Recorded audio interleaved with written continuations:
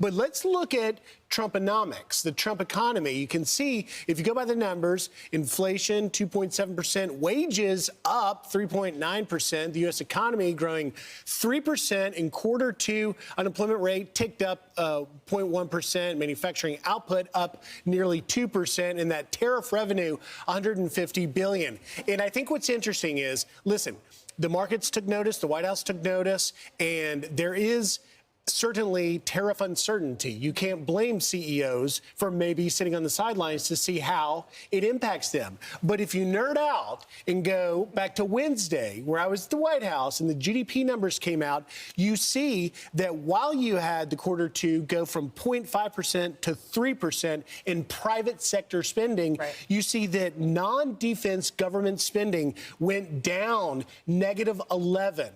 And that is a 100% reversal from the Biden years, which were driven by government spending. So the Trump economy is reversed that and driven on private economic investment. And that's why there is so much of the world looking at the opportunity. I think this is a time to wait and watch what happens, because you're looking at, listen, you got the Canada and Mexico deals hanging out there. Those economies are ancillary to our economy, but yet they depend heavily on us. That's likely going to go in our direction. The EU deal is a huge incentive for European countries to build and manufacture things where? In the U.S. Who are they going to hire? American workers. So I think the naysayers, even the Wall Street Journal had a piece out today saying the Trump economy stumbles.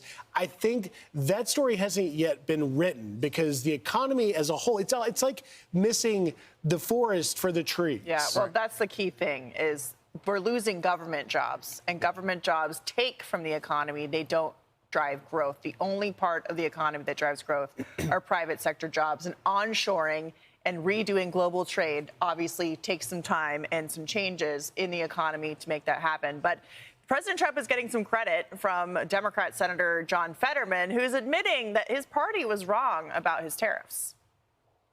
I'm wondering if you think right now Trump is winning the trade war. Do you agree with those who think he is? I mean, absolutely. I think that, obviously what happened at the EU, and again, I'm a huge fan of Bill Maher. And I think he's really one of the oracles for my party.